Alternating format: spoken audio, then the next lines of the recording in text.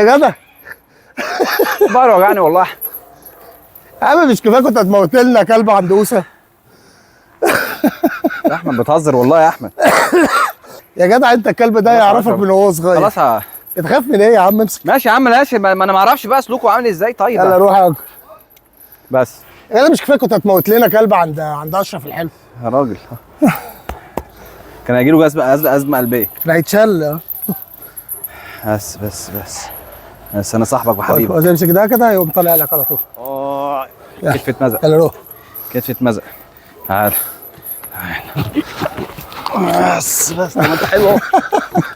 طب ما انت حلو. بس خلاص. بيقول لك بس خلاص يا عم. خلاص.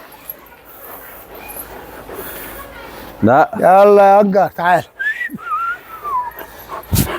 بعدين هتعمل مقدمه؟ اعمل مقدمه.